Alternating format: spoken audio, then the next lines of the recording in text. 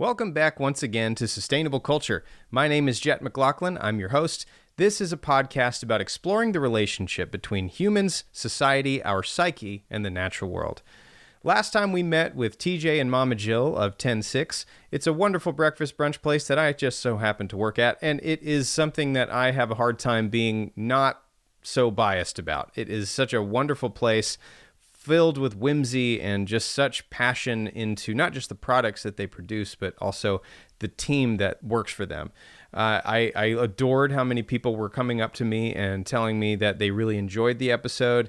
I had a lot of people send me messages that said that they were just stoked to hear that the podcast is back. I was overwhelmed with the feedback that the podcast got, that the episode got, that TJ and Jill got. It was just, I mean, when you come back after 2.5 years, talk about an affirmation that you're doing something that people care about. And I'm still overwhelmed, and I'm just excited to be doing this some more. So I just want to revisit some announcements here at the top of the show. There's still about, at the time of the releasing of this episode, it's 9 or 10 days or so left in the Kickstarter campaign that's still going on. We're trying to fund new recording equipment, namely a new PC for the podcast. I've got a laptop, as you'll recall from the last episode, that is physically falling apart and is working for now, but won't be doing so for much longer. So if you have the ability to, or you are curious about it, please do check the Kickstarter campaign. I will leave the link in the show notes for you. There's a whole lot of rewards for different tiers, depending on what you feel comfortable donating.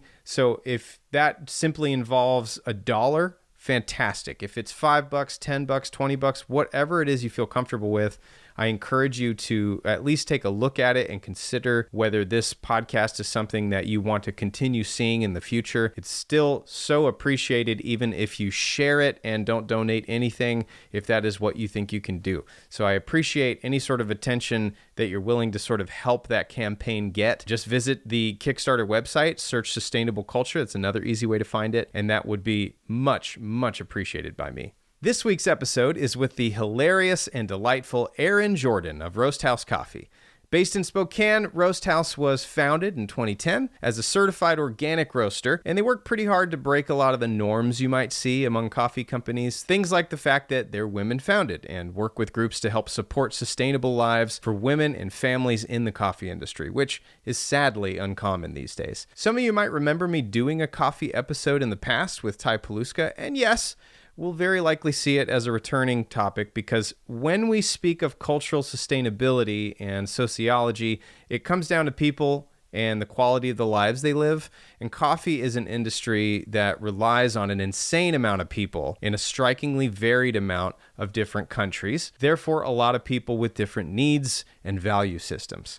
It's an industry that needs a hell of a lot more people like Erin, people who care a lot about the livelihoods and comfort levels of the employees they hire and work with. So among other things, today's topic is largely centered around tip culture in the US, not just in coffee, but also at large. It's one that needs much, much more coverage than we're giving it today, but hey, it's a start. So indeed, let's start. This is episode 27. The coffee industry's tip culture.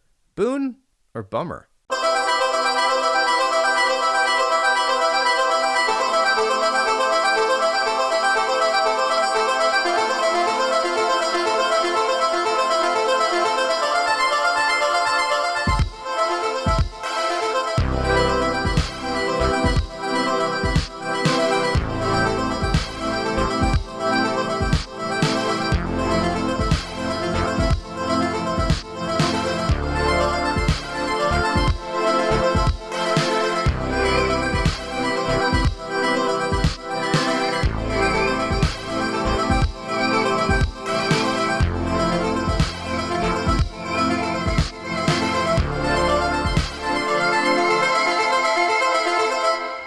Sitting here with Erin. What's up, dude? Hey, man. Thanks for having me on. I'm so pumped to be doing this. So I'm sitting in a place called Roast House Coffee, which I haven't been... We were discussing before the recording that it's been since must have been 17 or 18. Yeah, because Kyle threw that throwdown. That's right. Yeah, he was like, Aaron, we need to throw like a Black Friday, what did we call it? The Black Friday bunker We did it all like apocalyptic style. That's right. Mm-hmm. Gosh, we couldn't have known about the foreboding, The impending doom of COVID that was just a couple years around the corner at that point. What a wild memory. So yeah, there was a throwdown here. I just have such fond memories of that. And we have kind of an inside joke at this point now because there was you guys did this surprise. Well, first off, I have to say, if whoever's listening, dear listener, if you've never heard of a coffee or latte art throwdown, first off, you're missing out. You gotta check those out. Anyone who's anyone in coffee kind of shows up, and it's just a fun, sort of very low stakes, even though we all pretend it's high stakes, way to just kind of get a bunch of people in the same place, and everybody shows up for the most part, and you just pour latte art, and you see who did better at it that particular day, which always tends to be the milk doodles. Mm-hmm. Yep, exactly. And you guys had this surprise round, which was a macadamia milk round, and I always jokingly gripe and sort of just like bitch at Aaron because of that, where I'm like, oh man, how was I supposed to do anything with that, man? So well, the macadamia milk company had reached out to us and we're like, we'd love to sponsor this event. Can we have our own round? We'll supply all the product for you. And they were new at the time. I think since then they've definitely reformulated and it's a better product now. But at the time they were like pretty new in the market. And so they sent us a bunch of samples. We didn't test it out before the throwdown. And well, we got to the throwdown and it wouldn't steam for anything, for anyone. I don't remember anyone getting much of anything that round. No, it literally was just like brown crema and like the faintest of like a circle of white. Yeah, who's better at abstract art than the other one? That was definitely what a toss-up round. Oh my gosh. But I did thoroughly enjoy that, and it's just a fun way to give Aaron some crap ever since then. Now, so yeah, back in 2017 or so, it's just a trip to be back here. I just had myself my first coffee of the day. It was absolutely delicious. I'm just stoked to be in Roast House. And for those of you unfamiliar with Roast House, we will get to Roast House. I think I want to start, though, with Aaron, since you're here. Mm-hmm. How long have you been in coffee? This will be my 17th year. 17th? Damn. So what got you into coffee? As brief a synopsis as you want to give there, and what keeps you in it after such a time? Yeah, so I grew up in Detroit area in Michigan, about 30 minutes north of, and there was a local franchise, milkshake type coffee shop, drive-through that had opened up in the area I grew up in. Was it Dutch? It was called Big B.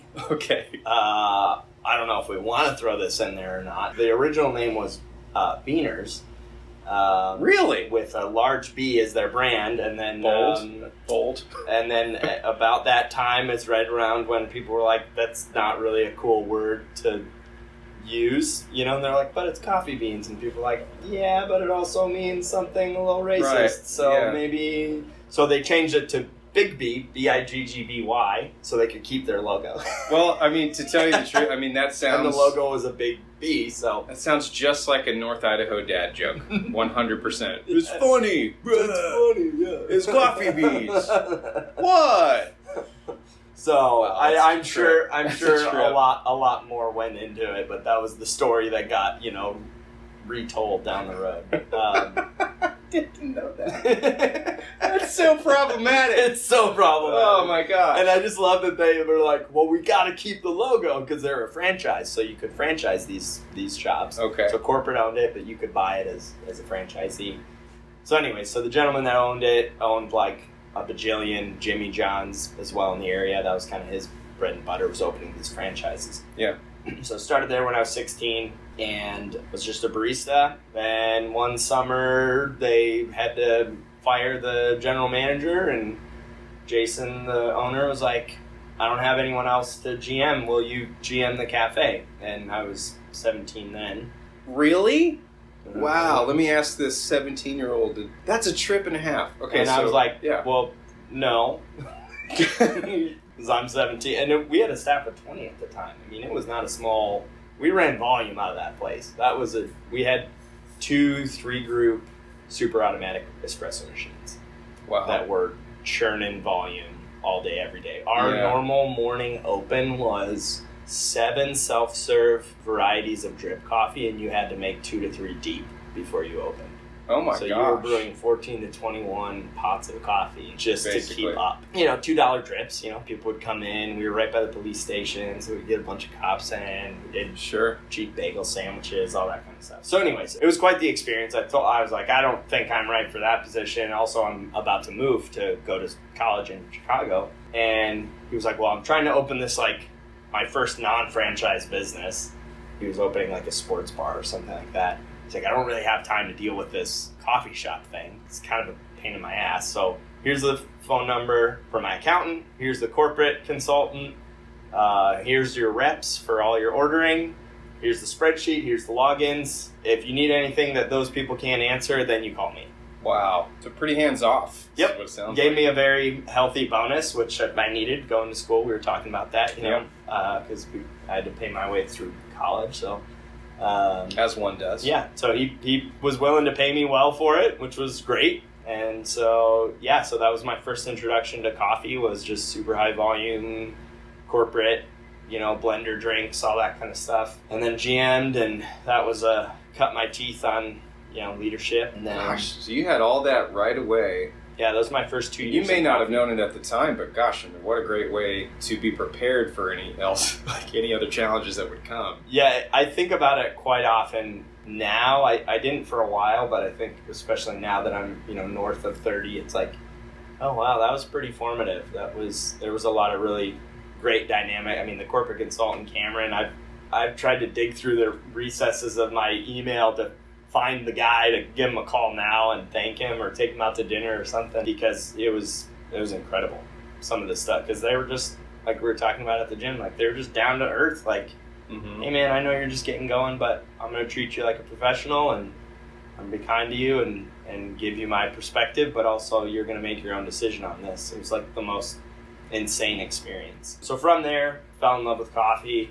Before you got into coffee and sort of through that, was coffee something that you had been specifically interested in, or was it kind of just something you sort of stumbled and fell into and got into during your time in coffee? Yeah, I actually really enjoyed tea the most. Oh, really? That was my introduction to like specialty beverages. Allison and I dated through high school. It's now my wife, and we love tea. I mean, that was like our thing, you know, growing up.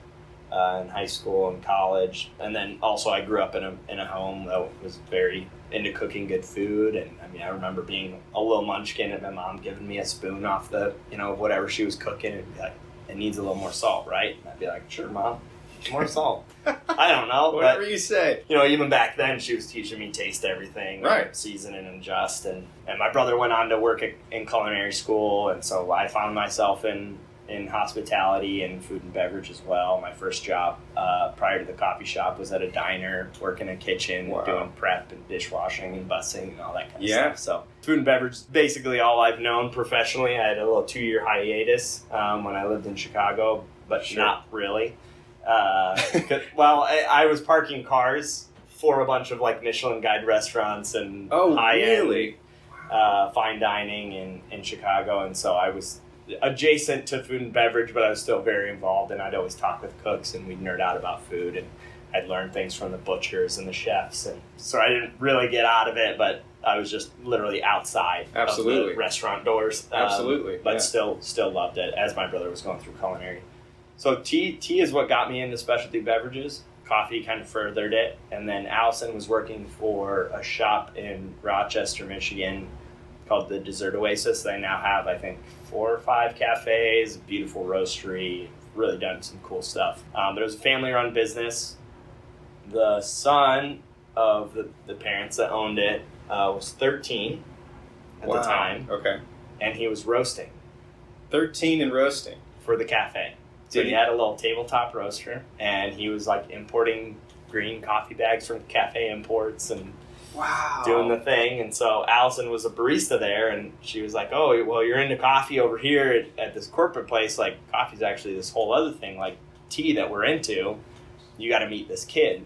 I probably shouldn't call him a kid anymore. I mean, he's a grown man. We were at his wedding. But, He's a grown up. Yeah. It almost sounds like pandering almost. No, he's a real man. I love Nathan so much. He's an amazing human being. Wow. We still talk all the time. Gosh, starting at 13 roasting, what an amazing privilege. Like, because there's people now in like myself who've wanted to get into roasting for years and years and years, but it can be difficult to get into it. A lot of times because the roaster turnover is incredibly low from what most people probably in coffee have seen. Yep. And by the way, for the listeners, you mentioned Cafe Imports. Cafe Imports, just for those of you who don't know, is a distributor of coffee, and it is one of the most ethical ones that I've seen around, to be honest. They have a wonderful reputation of communication between the source and the farmers and who is obtaining the coffee and stuff as well. Almost to where, although there is a third party there, it almost sometimes doesn't feel like that. I believe Evans Brothers also uses Cafe Imports, if I'm not mistaken, and lots and lots and lots of other coffee companies out there who roast their own stuff. Really great company. So yeah, they do great. And so back then, this would have been in 2010 to 2012, before any of the kind of boutique importers started. As soon as I met Nathan, I saw the roasting process, I tasted that coffee, and like, yep, I'm into it. Where do I do all this? And so he directed me to sweetmarias.com, which is like one of the most well-known home roaster forum websites you can go to. Very, very cool. Bought a roaster from them, bought a home roaster for like $100. Whoa. And bought some green coffee off the website and roasted it at home. And I'm like, okay, I roasted my first batch, Nathan. Like, what do I do now? And he goes, well, now you have to wait because it has to off-gas. Right. You know, it has to release the CO2 that you introduce into the cell walls, blah, blah, blah, blah. I'm like, how long do I have to wait? I'm like, I want to drink this like now. I want it. And at the time too, when I went to visit Nathan, he was doing tableside vacuum siphon service. But this back 2010, like right when Blue Bottle was doing their big halogen lamp in the Bay Area vacuum siphon brewers. They're crazy. They look like a weird bong, but it's like a whole chemistry thing. It's a whole thing. Yeah. You have a butane burner underneath, and anyway, so he was doing that tableside at this cafe. No way. Yeah, he would come out, and then he was pairing it because they had a bakery too. They make way. Yeah. So is vacuum siphon is that the same as the like siphon brewing method? Okay, so the first time I had tried that or been exposed to that was in Portland, of course, and it was on a tour of a certain part of town. That a lady, I wish I could remember her name to give her credit for this, but it's called Third Wave Coffee Tours. I don't even know if it's still going on down there, because this is certainly pre-COVID. But, but she brought us by 5 or 6 different coffee shops, and they were able to showcase these cool things that they did. Yeah. And they were all these really high-end, like artisanal, handcrafted experiences. And one of those was a siphon brewing method. And we had like the whole experience. The guy was like brewing the coffee and explaining the history of it as he's brewing it. It was very showcasey, and it was the most incredible, complex, impressive cup of regular drip coffee I had ever had in my life. I didn't know that drip coffee could taste like not Folgers and stuff at that point. It was just a mind-blowing experience that definitely got me interested in coffee for sure. Yeah, that's a trip. Yeah, so that's how I got introduced into the roasting side of things. And so bought the home roaster. I moved to school in Chicago, and he gave me his contact to Cafe Imports. And at the time, Cafe Imports was taking big 60 kilo, 152, 132 pound bags and breaking them down into these little 25 pound like Ziploc looking bags and shipping them. Now, of course, there's a ton of those out there. You can go anywhere and they'll ship you 25 to 50 pounds of coffee at a time. Whereas back then, they were literally the only people that were doing it. Sweet Maria's was just doing it by the pound, so you could just buy these 1 pound Ziplocs. So it wasn't very scalable. So anyways, bought a big 25 pound bag, figured I'd save some money in school and roast my own coffee and really get into it as a hobby, and moved onto a dorm floor with a bunch of young dudes who were sleep deprived, and you got the little crazy kook like in the lobby fluing it out the window because it produces smoke, Right. roasting my own coffee, and all of a sudden everyone's around like, what the heck are you doing, man? What's going on over here? Oh, I'm roasting coffee. And they're like, well, can you make me a cup? I'm like, yeah, sure. So I make them a cup, everyone falls in love. Can I buy some? I'm like, my little entrepreneurial bone in my body is like, well, sure, yeah, I can. So I went on and bought a bunch of bags, and this will be really trippy. The dorm that I was in was called Dreyer. It was named after a very influential woman named Emma Dreyer. Okay. Incredible, bad to the bone lady. So I named it Emma's Roast House.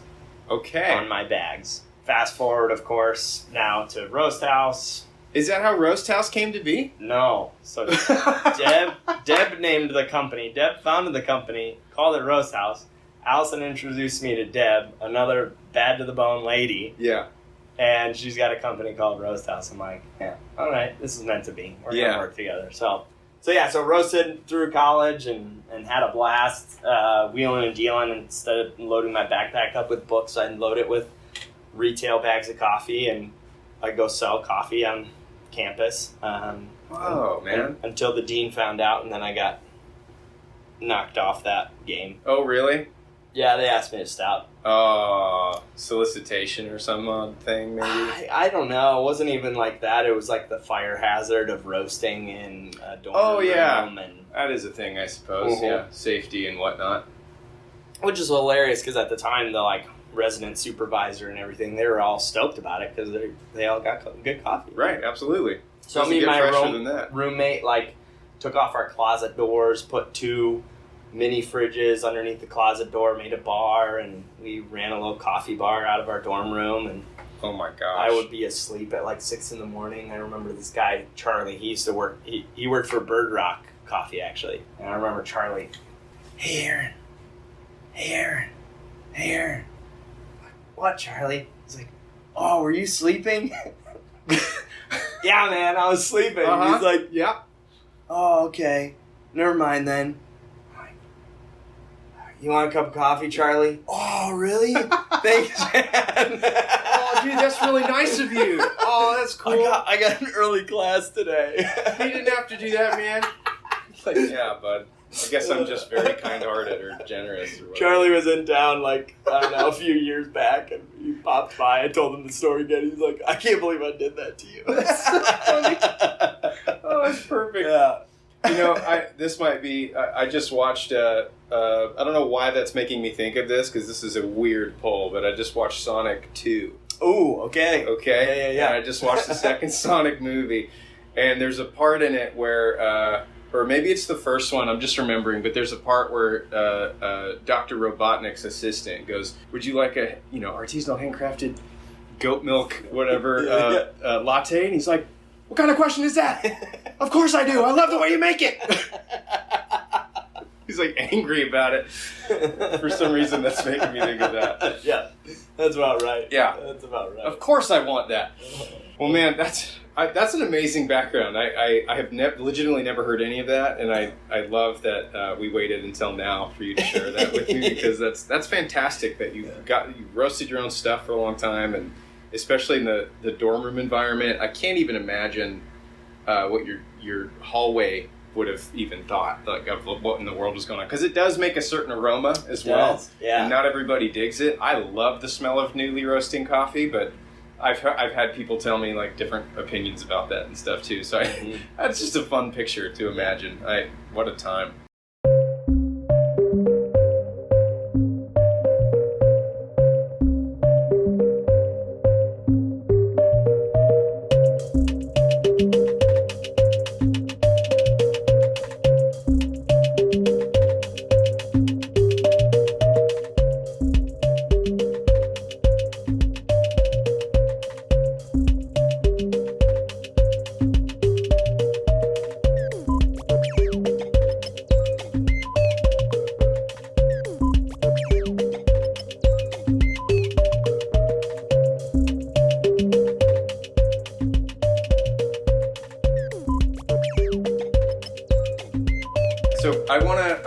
I want to sort of ever so slightly pivot, and again, we'll get more to Roast House in some of that stuff in terms of values and whatnot. I think that'll naturally come out in a little bit here. But I want to talk about, because, gosh, if there's anyone more picky and simultaneously enthusiastic and infatuated with coffee shops of various kinds, it's people who are in coffee.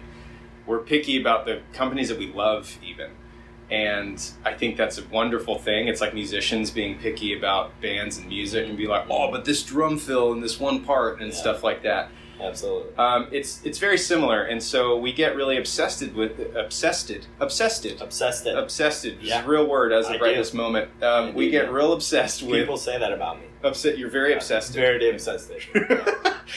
With these different coffee shops and these companies and roasteries and all these different people that do different things. So I'm curious about what are some of your favorite coffee shops or companies or whatever. Ooh. And kind of what makes those stick out to you. And it could be for any reason or any combination of reasons. So I'm just curious, what companies around the world or in whatever do you latch onto and do you tend to kind of reference a lot and things like that? Well, I love paying $15 for avocado and toast. So pretty much anywhere that you are a millennial. Yeah. I'm just kidding. Nothing makes me more angry. You did say you're north of 30. So yeah. That checks out.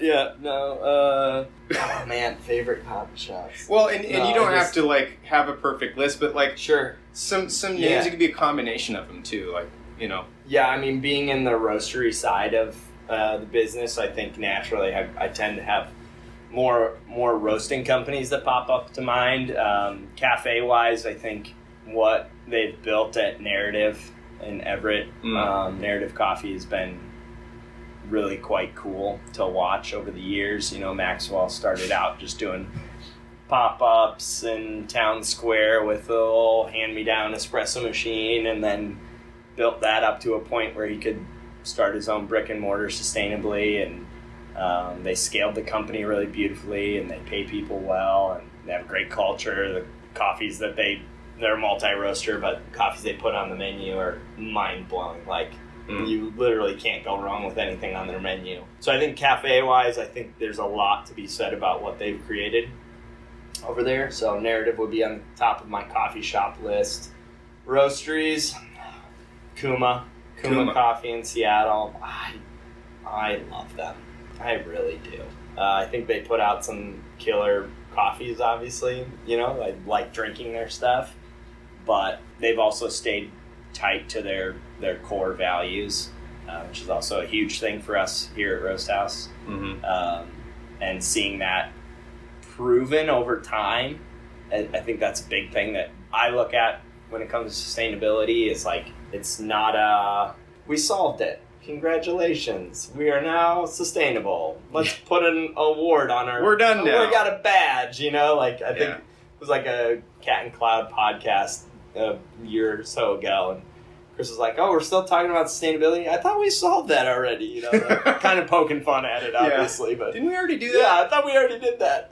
We're still talking about that? Huh. But I think there's a natural evolution to the way that we discuss sustainability. Is like, it's not just a one-stop, like, here's the one single exit strategy to solve all of these problems, throw it at it, and we'll be like, we fixed it. It's an ongoing evolution of solutions to current problems and future problems. Yeah, totally. And it has to adapt. So, again, these are all from the outside. Like, I always joke when I do interviews, is like a job interview, set up almost under the false pretense that, like, I'm going to convince you that our farts don't stink, and you're going to convince me that your farts don't stink. But if we're both honest, like, sometimes they stink. Like, that's okay. There's a reality to acknowledging, like, sometimes too much cheese is too much cheese. Yeah. I love that metaphor, dude. And so, we're always trying to kind of break that down. So I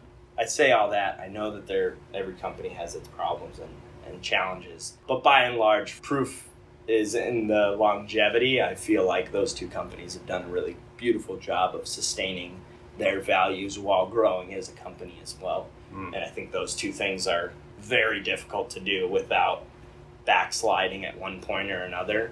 Oh, totally. Unless you're very, very committed to them. So, and it feels like that's a thing that both those companies do. I grew up in the coffee world. I had sort of mentioned earlier, starting my coffee journey in Portland was, I mean, gosh, if you start coffee in a place like Seattle or like Portland or any other like hotspot city like that, it is real tough not to stay in it. I mean, it really is, because there is such a passion. But then you also kind of, at least in my experience, because it's such a hot spot, you also simultaneously are exposed to egos and a lot of sort of huff puffiness, if you will, in the industry, and big-headedness with, like, we're better than this person, we're better than that person.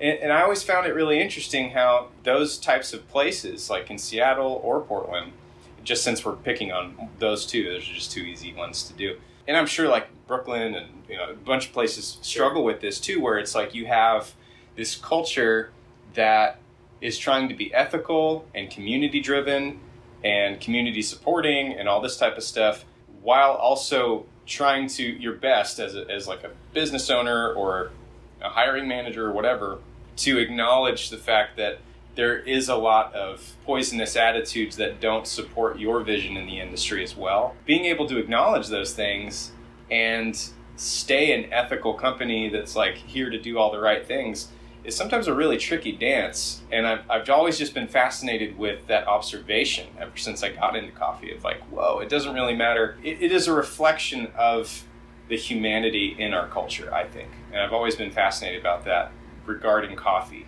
at large.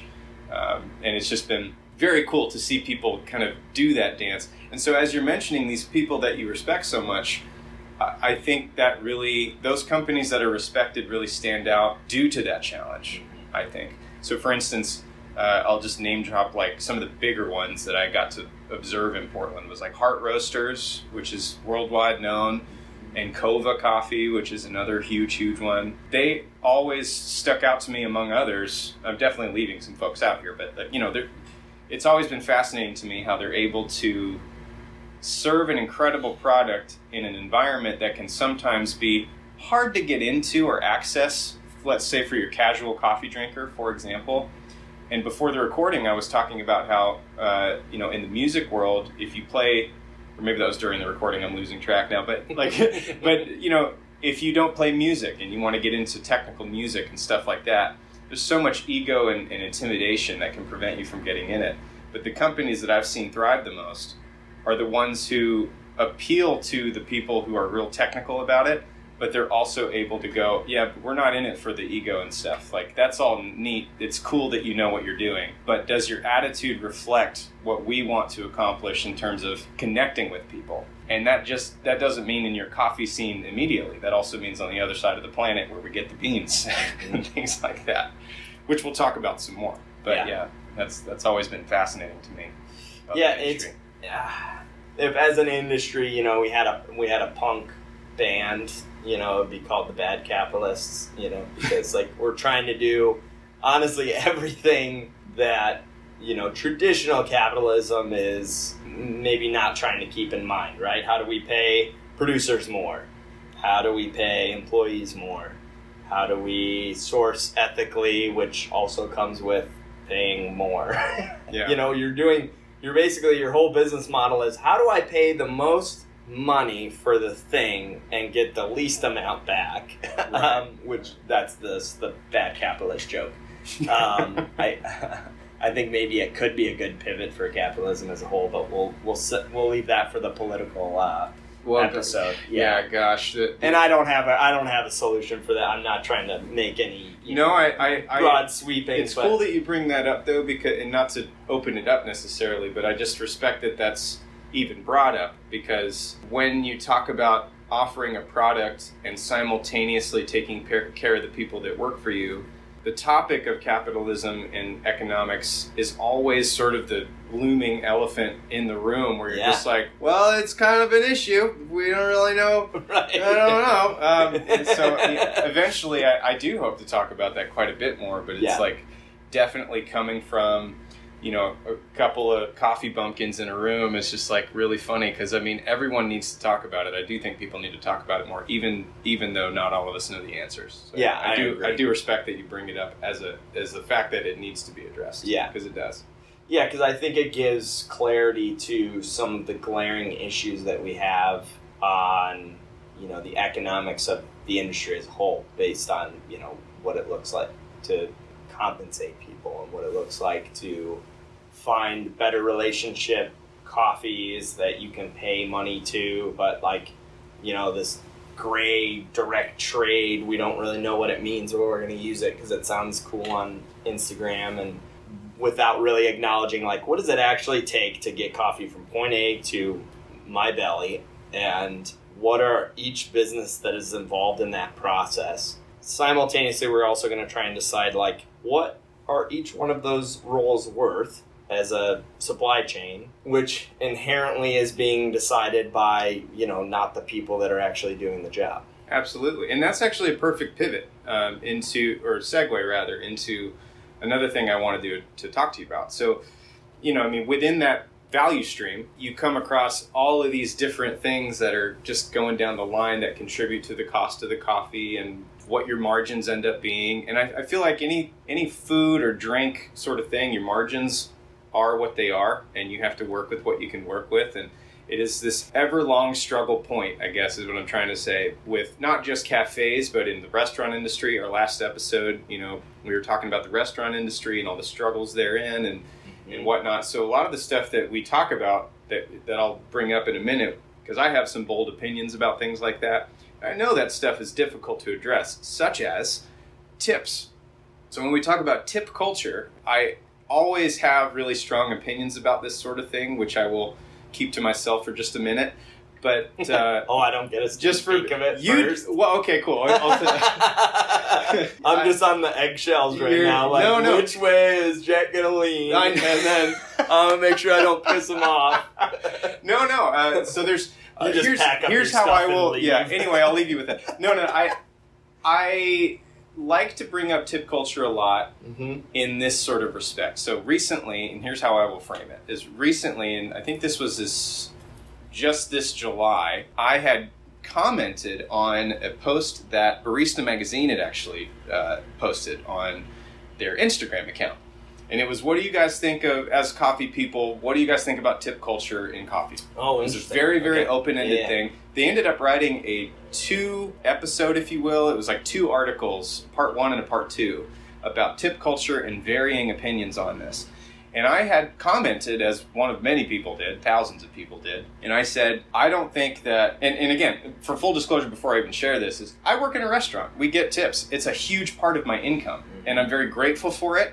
It's getting me through school, and without it, I probably wouldn't be able to. So fully identifying that, and as a person who's been in coffee for about 10 years now myself, that's a huge part of a lot of people's income, most baristas' incomes, and restaurant workers and everything else. So it's just become a part of the culture and something that we deeply rely on to make money. That said, ideally, if we're sharing our opinions about an ideal future here, what we have created as a part of this culture is the responsibility for a living wage for these employees has been essentially put on the customer, saying, without your tips, I can't afford to live. And it's created this very interesting dichotomy, or dynamic, I guess, between the worker and the customer. So now if the customer doesn't tip, we look at the customer poorly.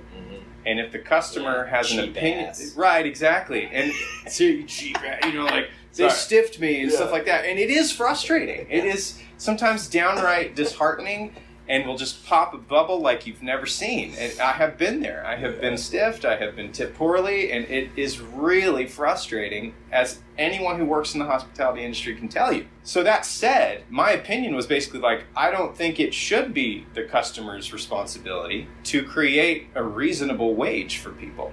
Now, I understand that it is very hard to get to the point of, at least in the U.S., of changing that culture, because we're talking about a cultural shift rather than just it's huge. It's a whole thing. You're talking about mindsets. You're talking about consumer behavior. Absolutely. You're also talking about more down to earth stuff like logistics and how you would even afford that as a business, because let's face it, a lot of coffee businesses are very small and probably just couldn't. So it's a difficult topic to address, and so that's why I'm bringing it up in this sort of context. And why I wanted it to be more of an open discussion as opposed to let's talk about why this is wrong or that's right. Sure. Because I don't really think that my opinion is right or wrong. That's just an opinion. Yeah. And so I bring up Barista Magazine's addressing of that because they did a great job, I thought, at making it a part 1 and a part 2. Their part 1 was sharing this very common theme in coffee where it's like, listen, customers should tip, and you should consider the fact that people they are underpaid a lot of the time, and that we should tip. But then part 1, I actually got featured in it because of my post, being one of very few, apparently. Being like, well, you bring up an interesting point, actually, because there are a lot of other countries in the world, mostly in Europe, who don't tip and don't have a tip culture, and in fact consider tipping rude because of the way that they tip people. So it's like, they ended the final article essentially with, so what do we do? It was more of a question at the end.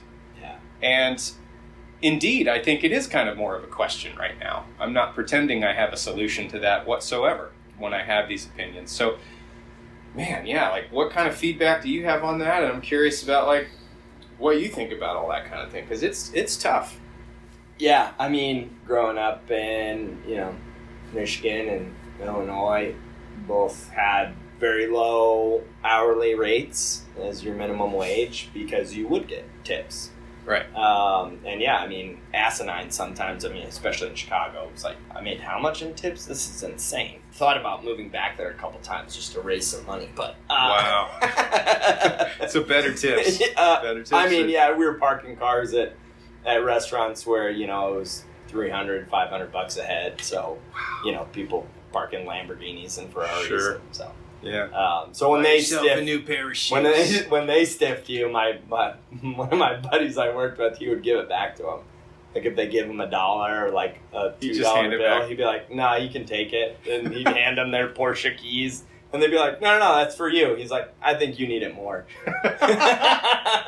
So you could tell where his thought was on tips, where he's like, "You're driving a $200,000 car, you can give me a $5 bill." Yeah. Come on. That's so Work funny. it up. I loved it. But I think it goes back to that bad capitalist, punk band idea of like, you have a supply chain and sort of unbeknownst to anyone who can clearly articulate it, each one has been ascribed, I don't know if that's the right word, but a value monetarily. It's one of the things that makes most people quit a job is like, I feel like I'm undervalued, or I'm, not appreciated or not respected. That being said, it does kind of fundamentally come down to the willingness to pay for quality food and beverage to like get rid of tips in general. I think that as consumers, we have to adjust our behavior. But are we willing to pay, an extra $1 or $2 for our meal? Would you be willing to do that if you didn't have to tip, and that meant that every employee that worked at that restaurant or cafe was paid a higher wage? I think our average last time I checked for a cafe is like less than 10% per ticket. If you're getting like a drink and a pastry, you're not tipping over 10%, which in a sit-down restaurant we would consider, sort of 20% is like kind of the benchmark goal. But in a cafe, it's actually significantly lower because it's a lower value item. We've valued it at a different rate. It's interesting you point that out, because just this morning on my way over here today, I stopped by Wellness Bar. Shout out to Wellness Bar. Those guys are amazing. I got myself a little acai bowl for breakfast. Yum.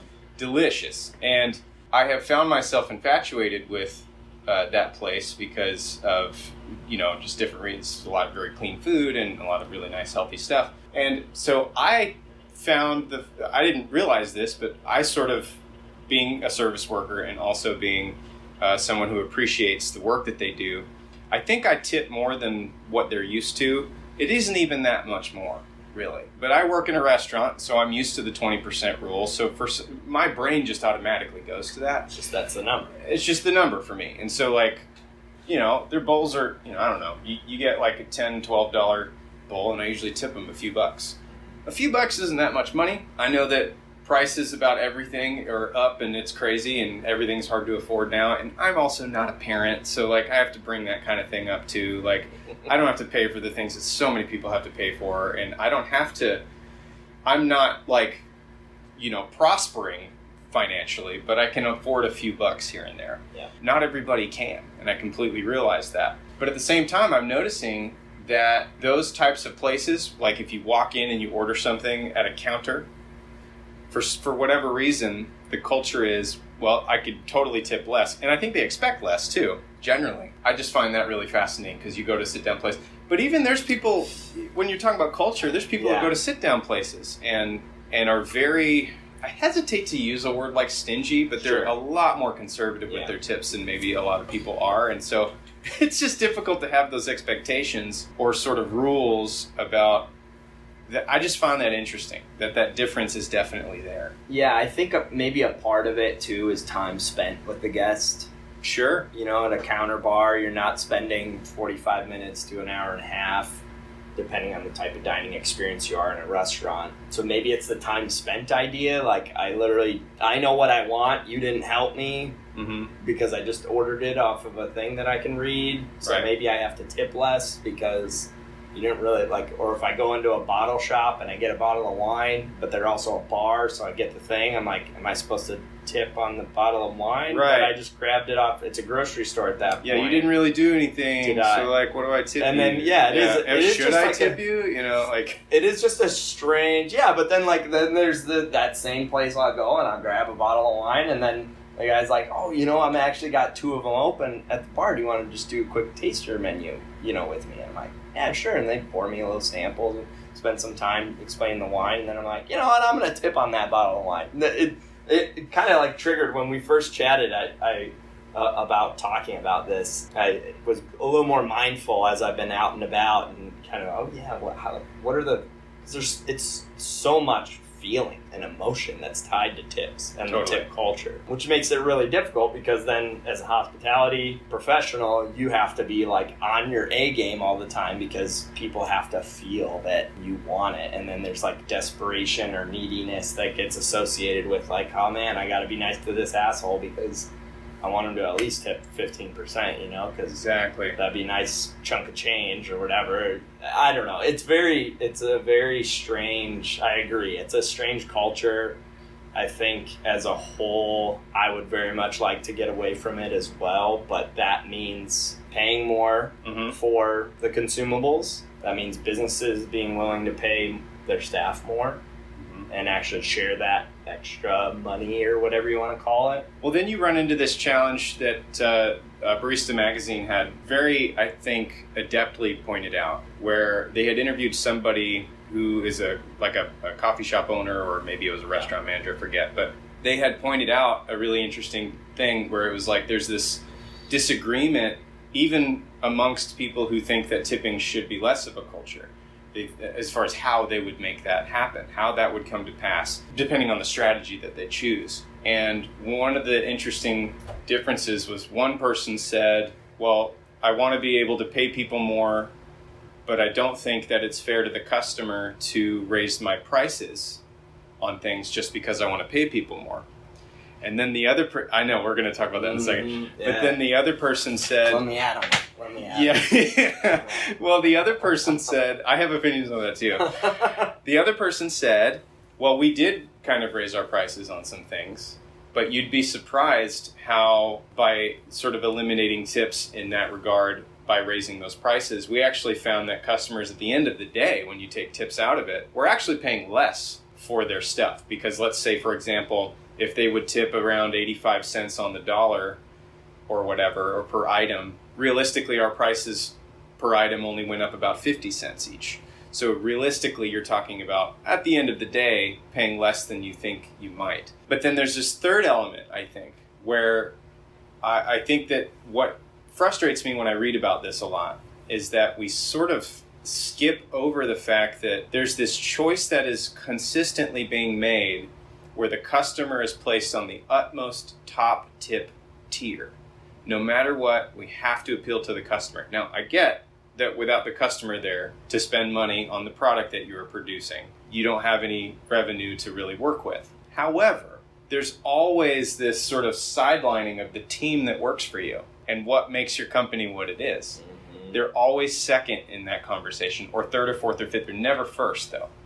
And who I interviewed in my last episode, TJ and Mama Jill, they were talking about how, like, listen, we appreciate the fact that our customers are here, and please keep coming. But we are focused on our team. That's our goal, which is such a flipping upside down of the value systems that we have placed within, you say bad capitalism, I'll just call it that. Like, within that sort of paradigm, we have created this idea that the customer has to always be first. But in doing so, I fear that we have misplaced what a true value system ought to be, because then our employees are sort of just throwaways. You're replaceable. You are essential. I hate that term when it comes to workers, because it says, to me at least, that it doesn't really matter who's in the role. You're going to get paid what you're going to get paid. Shut up and do your job, regardless of what you're getting paid. And if you have a problem, no matter what the mental issues that might come out of a lack of money and things like that, it's still your problem and not ours. And I just think that's so convenient. And so I'm just... And then those same business owners are the ones that are going to say, it's so hard to find good help these days. Yeah. And they're like, I'm going to flick you in the nose. Come here. Come here. Come here. Because the passion exists there. I think the premise is where, all philosophical arguments, all logical arguments have to go back to what is our root, like where are we starting this conversation from? It's the same conversation we have with people about like organic coffee. We're an organic roastery, but like people are like, well, being organic's bad for coffee producers because it's expensive for them to upkeep. Sometimes it can produce a down yield in the first couple of years, especially if it's a multi-generational family farm, which a lot of coffee farms are. And so anyways, I've gotten plenty of lectures over the years from people being like, well, you guys are actually not that great because you're doing organic coffee. You're expecting that out of the producer. Interesting. I agree with you if we're starting from the same premise that you are, which is how do I find the cheapest coffee? Mm-hmm. If we're starting there, yes, absolutely. Organic's bad for every producer every single time. If we're starting from what do we need to pay a producer to continue producing organic coffee, and we build that relationship and we pay that price and we navigate how we do the business side of things to make it work financially, then we actually have seen it be profitable for producers. Like one of our longest standing relationships in Peru, we were on a call with them. They're 10 years in now, and they just produced an extra 7 containers of coffee, which is another like $250,000 to 300,000 pounds, right about. Wow. Because they're not spraying their lands, they're not having to deforest, they're not having to... It took time, we're talking 10 years, but we were rooted 10 years, we were willing to pay. We had years where their prices went up and quality was either the same or maybe a quality point lower or a half a point, which to most coffee drinkers you're not going to notice. For us coffee professionals, we'd be like, well, the acidity wasn't as vibrant as it was last year. Big whoop. That's Right. not the end of the world. Right. Like, so I agree with you. Like, you have to put the value proposition of who you're trying to take care of first. And if you are putting the guest always, which I'm not saying the guest isn't important in hospitality, of course, it's the nature of your business, it's what pays your bills. Absolutely. But it's not the only item in your supply chain. You have vendors. Like, how are you paying your vendors? Are you going cheap vendors, or are you finding good quality vendors that are going to bring you good quality ingredients and you're going to pay for that? And you don't get to argue with them. You don't really get to argue what the market's willing to pay for a food item. So then it kind of consequently ends up being, well, the only thing that I can actually control is how much I pay the people that work at this company. And I'm very resistant. I know legally employee is the right name, and the whole idea of employer-employee, I know that's how it is in the law, and we use that, but from a philosophical thought process, I hate it. I thought we got rid of employing people. Do you think it's like a misfocus as far as like how you treat people? Like what makes you hesitant about that? It's semantics. It's just me being an asshole, but mostly. I mean, I'm not trying to be nitpicky. I know it's a proper term, but like the thought process that comes along with I am your employer, you are my employee. Or anytime I hear a GM or a manager at any point say my staff, I'm like, oh, we are making a mistake culturally. Yeah. They're not your people to own. See, and I love that you brought that up. It's very cool that you point out that subtle distinction. First off, I love subtleties, and I think that a big reason why we're not able to accomplish a lot, especially in the U.S., is because we don't have a culture who, at large, is capable of discussing subtleties. It's very much you take this side or you take that side, and that's the end of the conversation. But that's not how any of life works, really. Mm-hmm. And so especially when you talk about my employee, I hired you, you do what I say, it's a slippery slope into this sort of... I pay you, you owe me. Yeah, and isn't it interesting that we have developed that culture, even though historically we escaped England to get away from this monarchy system, but we still go back to it at every given opportunity, especially in an employer-employee setting. I find that fascinating. It is, and it's hard. I mean, we literally had a conversation about this morning as a team. Like I've hired everyone on that floor, but I don't call them my employees. They're not, and they're not Deb's employees. Like they're our coworkers, they're our team. Like we work together to accomplish a goal that this company is trying to achieve. And it's interesting because it is so nuanced. Like I had a coach one time who made he would always call it like nuanced things, like the Stranger Things. So someone made a T-shirt in like the Stranger Things emblem, but it just said nuanced things. I want that shirt. I want that shirt so bad. That's fantastic. Because there is. I mean, I drive Allison crazy because she'll be like, "Well, what do you think about this?" She's got sort of like a little more like rhythm to like, this is the decision, this is logical, we're gonna do this, and I'm like, yeah, but there's this other like nuance dynamic over here, and she's like, just shut up and just make a decision. No, we make a good team. That's why. But like, it's difficult to not be dogmatic when you're running a business. It produces a lot of challenges, but the opposite direction is nowhere that I want to be. So it becomes a really easy value-based decision, which I think ultimately is what making any shift in this culture takes, is you have to have your value set point, and come hell or high water, like no one's shaking that tree. Yeah. Like those roots are deep. It's not coming up anytime soon. You're going to need an excavator and a team to pull that sucker down. And if you don't feel that way about the values of your company, then I think you'll always be tossed by the market. You know, Warren Buffett always joked, like, eventually the tide goes out in the economy, and when it does, you find out who is swimming naked. I always thought that was funny. But, like, the businesses that tend to, like, freak out about this stuff is I'm like, well, it's just not a well-built house. It's not a rooted tree. Like, for us, they're, like, essential, non-negotiable value set points that we just won't cross. But that takes making a conscious decision to do it, and owning the fact that that decision has to be made. Yeah. And I think that there's way too many businesses who pretend that that decision can't be approached, or pretend that because we've always done it this way, it means that that's law, and that's just how it is. Yeah. It's fascinating to me. So, likewise, I don't know what the solution is with the tip culture dynamic.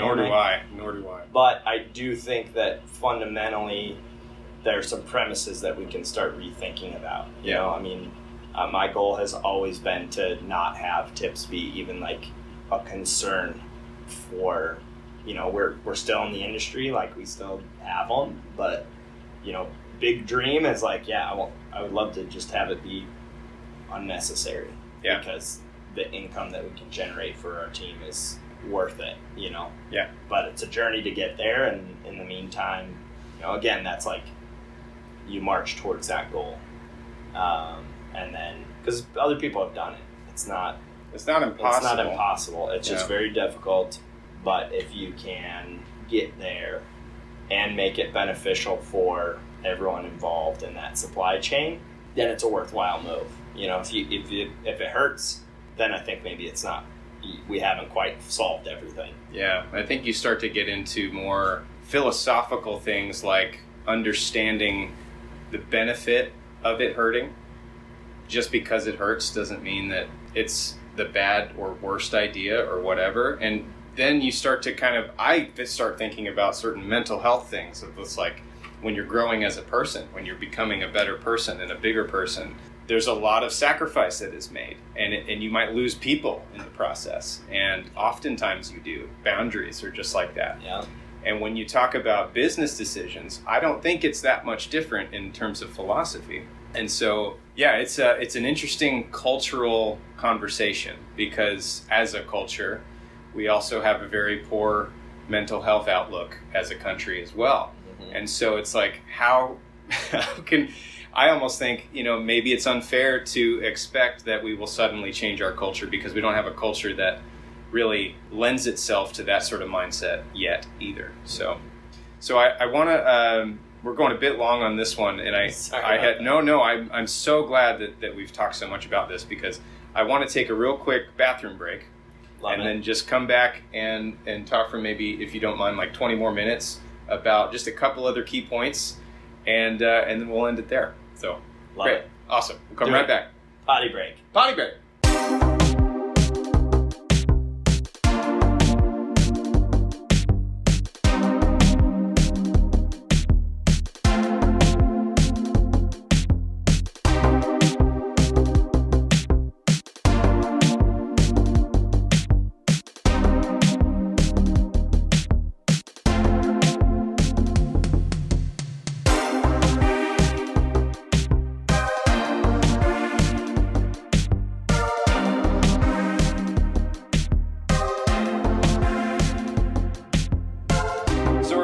Thanks for sticking with us, guys. We went nice and long with the tip culture discussion, and I'm so glad we did. That is not a beef on that. That is definitely like I was just saying off air, we could talk for literal hours and hours, and probably not get anywhere on that discussion.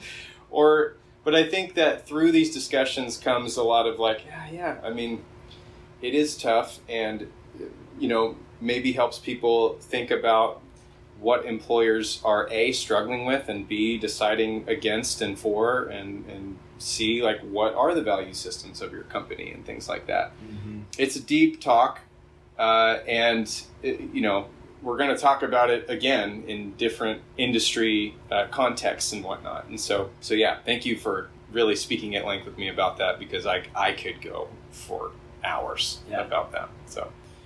So what I want to kind of end with here, I want to talk about opportunity points. That's probably a better segue into, we have this really incredible coffee culture in the Pacific Northwest. Mm-hmm. And over here in Eastern Washington, we're, kind of barely the Pacific Northwest still.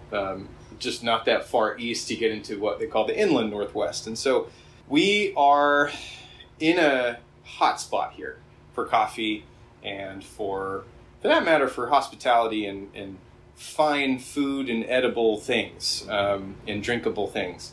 So I'm wondering what you have spotted in your 17 years of doing coffee, and not just coffee, but in different sort of leadership aspects. What kind of opportunities have you sort of looked at as like, man, I wish that was different in this culture? And it might be like these big things that kind of like tip culture that is difficult to address, but what are some opportunity points that you have spotted, and what sort of thoughts have you had on those things? Number one, don't be an asshole. I think that's the biggest one. That's a good place to start. Sorry, I should have asked you. Is this a clean podcast? No. Okay. Not at all. Okay. I realize I've said a couple bad words. I'm sorry, Mom. I appreciate you asking. Yeah, I meant to ask earlier before we started at the very, very beginning. But I didn't do the best debriefing process, I think. No, you're good. I think that's a huge one in so many aspects. I said it jokingly, but I also mean it. I think there's so much in specialty hospitality. I don't think that's a term, but meaning we're not talking about a chain. We're not talking about fast food. We're not talking about like cheap products. We're talking about food and beverage, where the business was started on the premise of caring for that product versus just, making some money. And I think what comes of that inherently is a level of snootiness. I know more than you. I'm also better looking and more knowledgeable. I have a way better hairline than you, so... Yeah. Well, hey, man, listen, it runs in the family, okay? It's not my fault that I'm balding and you have a majestic head of hair. Golly! Dude, I should show you pictures, actually. Side note, not to completely detract our serious discussion, but I should show you pictures of all of my family who are males. We are famous for our receding hairline. Yeah, perfect. So I got some hair right now, but dude, I'm approaching 40 pretty quick here, and I'm telling you, it's a matter of time, and I have that to look forward to. Yeah, so perfect. All right. I'll catch up. The universe craves balance, Aaron. It does. Good. No, I think that there's an aspect to hospitality in general where we forget hospitality.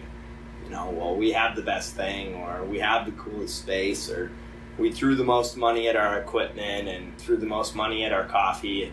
None of that matters if the hospitality isn't the way that it should be, which is humans treating humans with kindness, and that goes to guests too. This isn't just for businesses. Absolutely. Well, and we're talking when you say kindness, we talk about subtleties and nuance. I like to specify in any opportunity I have between kindness and niceness. Yes. There's being nice and there's being a kind person. And I often say, well, I've just recently in the last year started to say and really come to terms with the fact that I'm not a nice person because I don't want to be fake. Mm-hmm. I want to be a kind person who is genuinely that. Yeah. And that comes across that way when you approach it that way, not just to your guests and things, but if your team knows that you really actually give a shit about their lives, that comes across completely differently in a myriad of different elements. Yeah. So I like to point that out. I think that's a great differentiator too. There's a great book called Not Nice. I don't know if you ever read that book. No. Oh, that's a good one. It kind of touches on that. Oh, great. That whole idea. It's very thick read, but an interesting one. They did studies like what happens when people cut you in line. Do you say anything? When someone clearly affronts you, are you the one that's just I don't want to make a scene? And sometimes saying things that are hard to say, also hard to hear, is a form of kindness instead of niceness. Yeah, boundaries. Boundaries, yeah, all that. It's a great book. Anyways, yeah, I think that's a huge need because what we're ultimately trying to do here is, for us, we're trying to source, really tasty, like the neon in the window, damn good coffee. Mm-hmm. We're trying to pay producers what they need to be paid. And I say it that way instead of livable or fair trade or sustainable wages or any of the stuff that other people are using, because it's not a very clear-cut definition of what a livable wage is. MIT has a cute little calculator. You can go online and Google and see how much you should be making. And say, woohoo, I'm above a livable wage according to MIT, but I'm still sucking seawater. I don't know what I'm doing wrong. But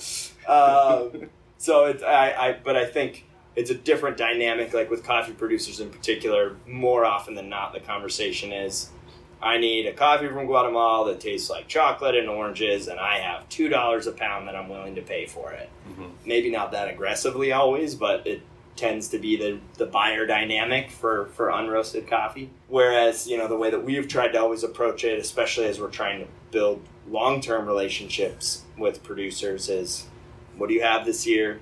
What's it tasting like? And how much does it cost? And that's a very different conversation than I need something for this amount. Talking about tip culture, that's a big one too. Oh, yeah. Funniest analogy I can think of is someone comes in and, what's your drink? You get a dirty chai. How much is a dirty chai? Yeah, I'm a dirty chai drinker. They're not cheap drinks. Yeah. They're usually about, and of course I have alternative. I use oat milk and that ups the price too. So, you're talking about $6-7 a drink. Yeah. Usually. So what happens if you told the barista when they told you it was $7, you said, I have $1. What do you think they would do to you? They'd probably laugh because they would easily think I was telling a joke. Mm-hmm. About You're like, no, I have $1, but I'd like my drink, please. Like, you were insistent about it. I think I would be shown the door. Right.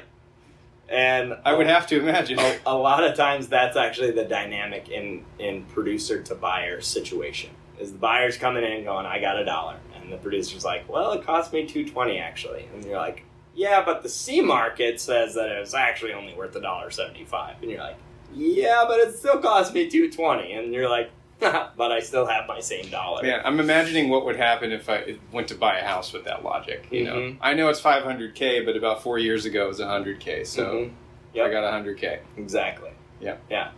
And unfortunately for a lot of producers, that's more often than not, they're having to either take, accept, or try and negotiate a middle ground.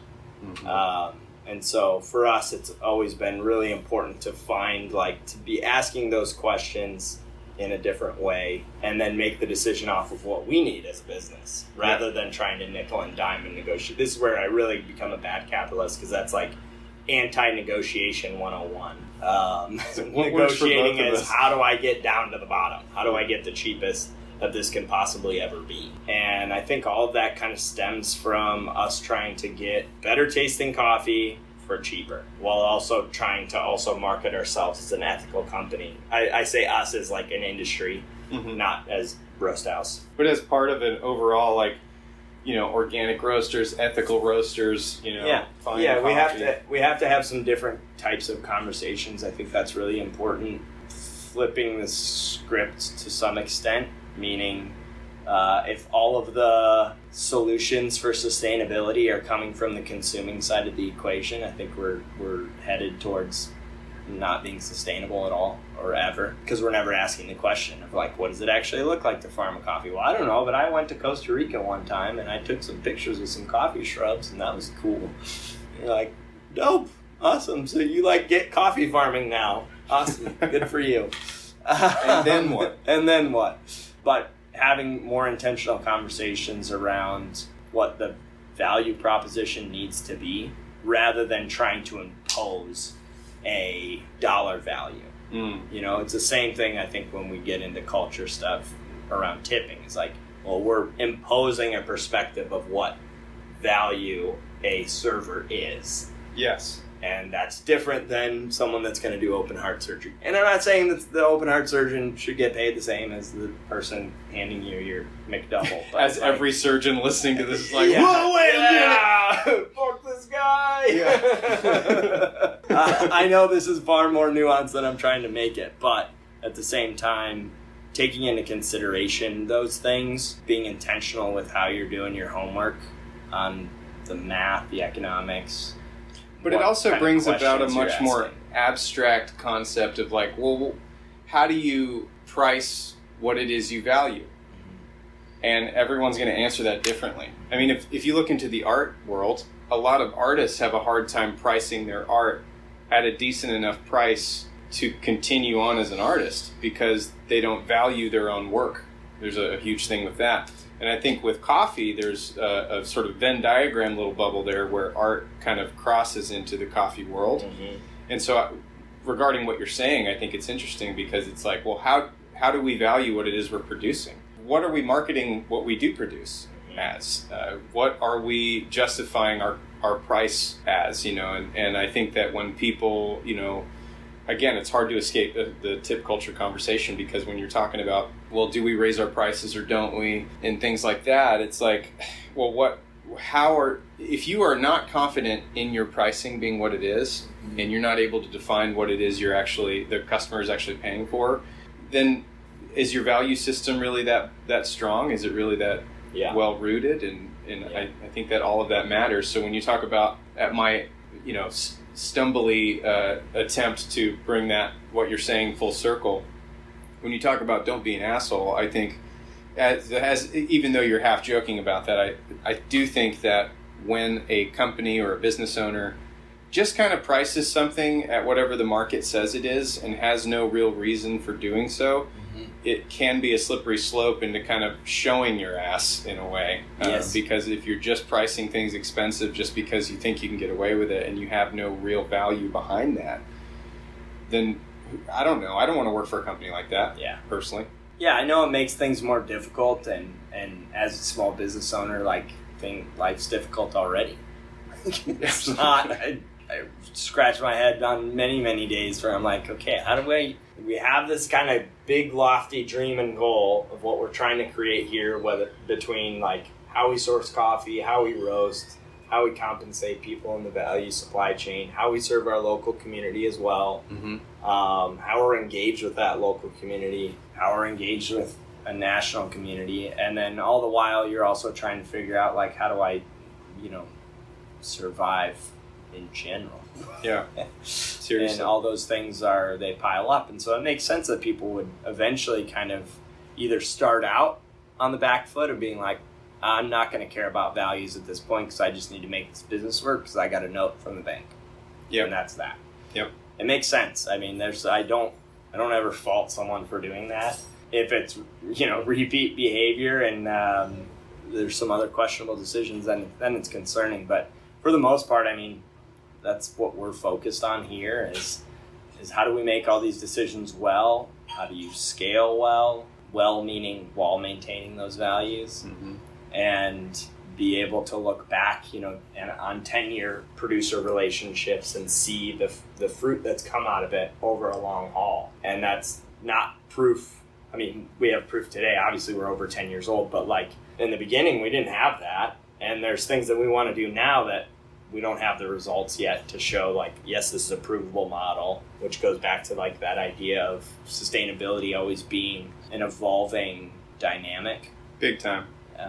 And being able to go, okay, cool. Well, like, the sustainability of 2020 to 2022 is a very different dynamic than what was 22 to 24, and will be a very different dynamic from 24 to 26. And we're going to keep going on, and that can be tiring. And so if it's tiring, don't own a business. Seriously. Go office space, but otherwise there's a lot of great things that can be done, and there's been so many amazing stories that we've had over the years from different vendors, from suppliers, from producers, from people that have worked with us over the years to create Roast House that are friggin' beautiful. Like, bring tears to your eyes beautiful. And that has to fuel you ultimately. Yeah. And I get it. It's complicated. It's like, I have a lot to worry about in my life. Why do I need to worry about my cup of coffee as well? Yeah. It's also, Can I please just pick up that. a cup of coffee? Yeah, I just want to I can't think straight. I don't want to hear your TED Talk at 7 a.m., Yeah. And so we're trying to find that line, and I think for us, like, having fun along the way has been a key part. I mean, during the pandemic, we were giving out free rolls of toilet paper and doing trick shots into people's car windows when we were doing curbside pickup. And, you just try and do stuff that makes people smile. That's beyond just the cup of coffee because, you can kind of get that anywhere and you can get it cheaper. It's not going to be the same quality. I can guarantee that the owners of whatever businesses don't care on the level that we do, but at the same time, you also can't worry about what other people are doing. Like, if you have a vision and a passion and those values are built deep within you, then nothing's going to shake the tree, and you just have to go for it. Yeah, that's a good place to be.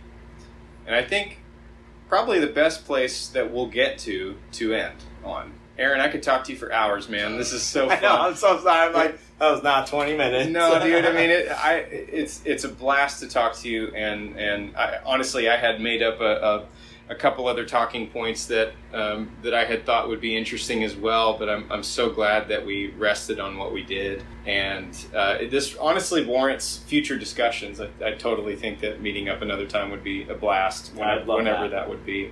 Yeah, we should definitely do that. So, well, man, this has been a blast. Thank you, listeners, for sticking around.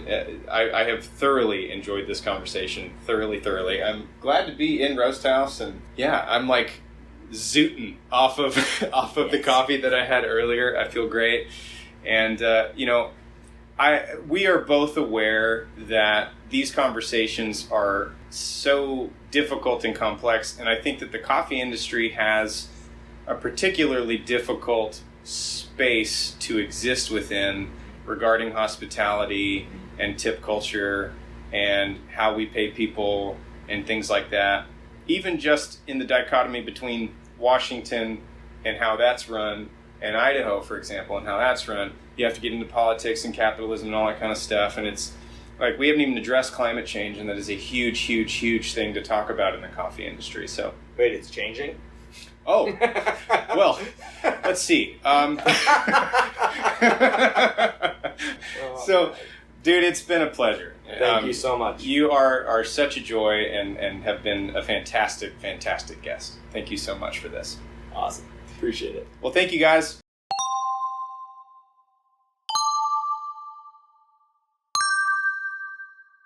Always good to chat with another coffee dork. Any opportunity I get, I love to do that. So I just want to say, folks, thank you so much for tuning in and listening once again. This week was a really, really fun time for me, especially being a coffee guy. I just love to revisit that topic any chance I get. Remember, the Kickstarter campaign ends Saturday, September 21st. Please do donate what you can, share with your friends, whatever you feel comfortable with. I don't want anyone stressing their financial wallet on this podcast, but if you find yourself able to help it out and you want to see this prosper and grow, this is the way to do it right now. Only about $1,200 at the time of this recording is needed to actually reach the goal. And as you know, Kickstarter campaigns are all or nothing. So if the goal is not reached, zilch, nada, nothing comes to the pockets of Sustainable Culture. If we do hit the goal, full transparency will be offered. You'll know exactly what the money has been spent on, and I can't wait to see what happens with that. You can also reach out at sustainableculture.online. There's a full comment section on there. I'm going to be working on updating that more often.